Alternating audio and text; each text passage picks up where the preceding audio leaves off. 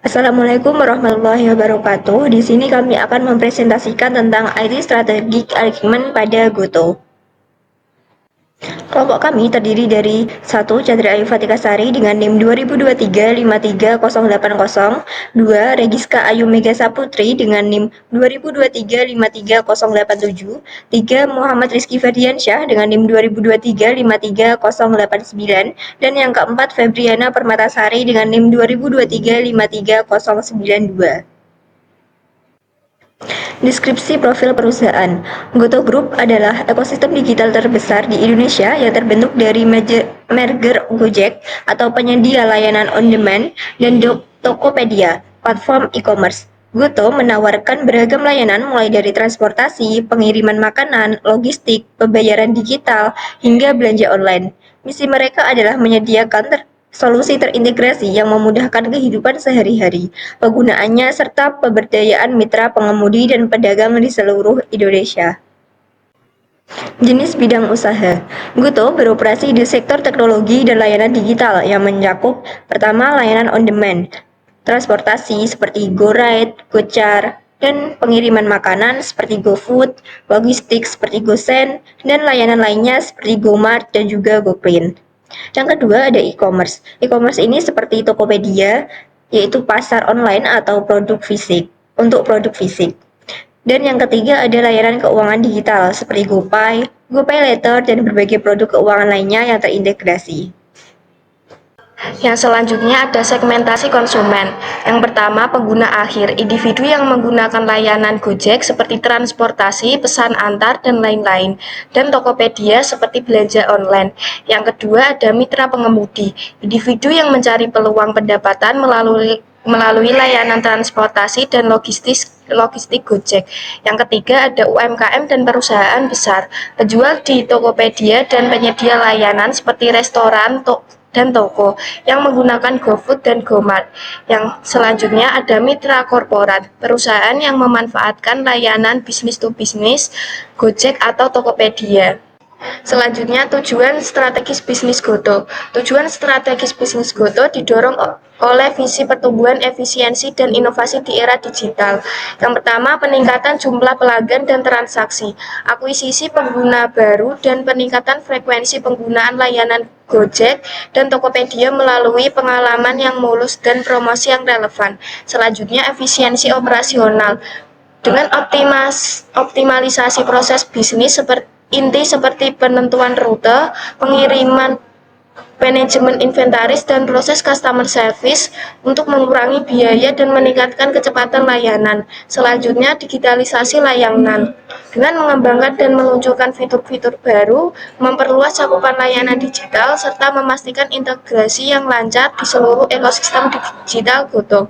Selanjutnya, inovasi produk dan layanan, mengidentifikasi kebutuhan pasar yang berkembang dan mengembangkan solusi baru yang relevan, seperti pengembangan layanan keuangan digital yang lebih komprehensif dan fitur-fitur yang didukung AI.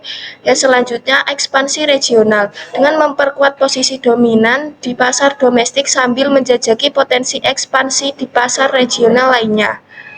Strategi TI yang digunakan Goto. Yang pertama, platform scalable dan cloud native. Yang kedua, aplikasi mobile super app. Yang ketiga, data analytics dan machine learning. Yang keempat, personalisasi. Yang kelima, optimasi rute. Yang keenam, manajemen harga dinamis. Yang ketujuh, deteksi penipuan. Yang kedelapan, customer service. Yang kesembilan, sistem pembayaran digital atau GoPay. Yang kesepuluh, sistem manajemen logistik dan rantai pasok. Yang terakhir ada keamanan cyber. Analisis tingkat keselarasan atau alignment Goto. Strategi TI Goto sangat selaras dengan strategi bisnisnya karena teknologi merupakan inti dari model bisnis mereka.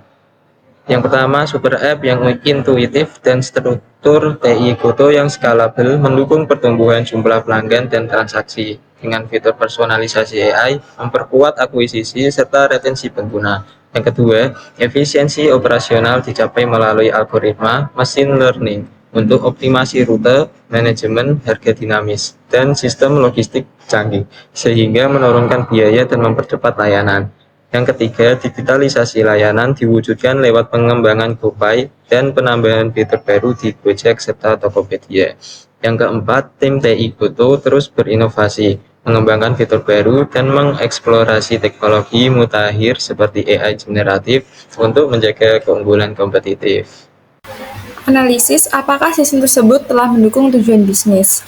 Sistem TI Goto telah menjadi tulang punggung pencapaian tujuan bisnis melalui yang pertama yaitu pertumbuhan pelanggan, dan di mana aplikasi yang handal, UX superior, dan personalisasi berbasis AI ditambah big data mendorong akuisisi dan retensi pelanggan.